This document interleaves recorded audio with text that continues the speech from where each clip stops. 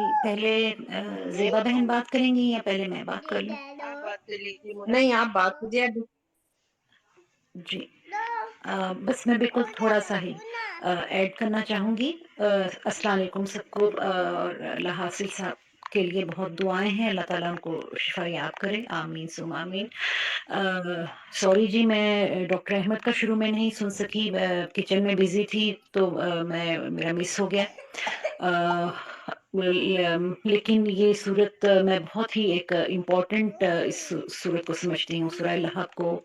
اس لحاظ سے کہ اس میں اللہ تعالیٰ نے جو ہے وہ اپنی خفگی، ناراضگی اور اپنے قہر و غضب کا اظہار جو ہے وہ اللہ تعالیٰ نے بہت مؤثر انداز میں کیا ہے۔ یہ قہر و غضب ان سب لوگوں کے لیے ہے جو نبی پاک صلی اللہ علیہ وسلم کی ذات کو کسی بھی طرح کا نقصان پہنچانے کا سوچتے ہیں یا عمل کرتے ہیں یا اس کے لیے پلاننگ کرتے ہیں۔ یہ وہ جو لوگ بھی ایسا کرتے ہیں، جو اس زمانے میں بھی کرتے تھے اور جو آج کے زمانے میں بھی کرتے ہیں، وہ جیسے ہی وہ ایسی کوئی پلاننگ کرتے ہیں تو وہ فوراً ہی اللہ تعالیٰ کے ایک طرح سے وہ اللہ کے دشمن بن جاتے ہیں، کیونکہ وہ نبی پاک صلی اللہ علیہ وسلم کے خلاف جب کوئی چیز کرتے ہیں تو وہ سیدھا جو ہے وہ اللہ کی ناراضگی کا باعث ہوتی ہے وہ چیز۔ تو اللہ تعالیٰ نے اس چیز کا اظہار جو ہے وہ بہت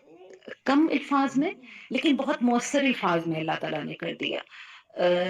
جیسے اللہ تعالیٰ، جیسے یہ صورت جو ہے وہ شروع ہوتی ہے بسم اللہ الرحمن الرحیم، تبت یدا ابی لہب وتب، یعنی بہت مختصر الفاظ میں اللہ تعالیٰ نے جیسے حکم صادر کر دیا کہ اس کا جو ہے ابی لہب کے ہاتھ برباد ہو جائیں، یا ہاتھ سے مراد یہاں پہ یہ بھی لے سکتے ہیں کہ اس کی جو پاور ہے، اس کی جو اسٹرینگتھ ہے، وہ جو ہے وہ تباہ و برباد ہو جائے۔ تو یہ بہت ہی ایک کم الفاظ میں بہت مؤثر جو ہے وہ پیغام دے دیا گیا ہے ان سب لوگوں کے لیے جو نبی پاک صلی اللہ علیہ وسلم کی ذات کو کسی بھی طرح کا نقصان پہنچانے کا سوچتے ہیں، چاہے وہ مالی نقصان ہو، چاہے وہ جانی جسمانی نقصان ہو، کسی بھی طرح کا نقصان۔ کیونکہ ہم اس میں نے یہ بھی پڑھا ہے کہ اس کی جو وائف تھی وہ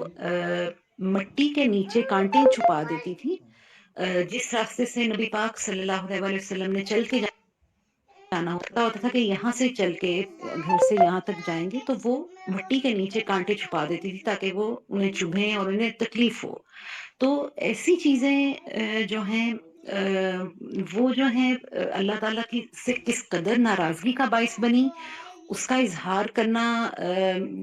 بہت جو ہے وہ ضروری بھی تھا، اور سب کے لیے اس کو ایک سمجھنے کی بات بھی ہے کہ یہ کوئی معمولی بات نہیں ہے۔ نبی پاک صلی اللہ علیہ وسلم کی ذات پر جو ہے کسی بھی طرح کا حملہ کر دینا جو معمولی سی بات نہیں ہے، یہ ایک بہت بڑی بات ہے۔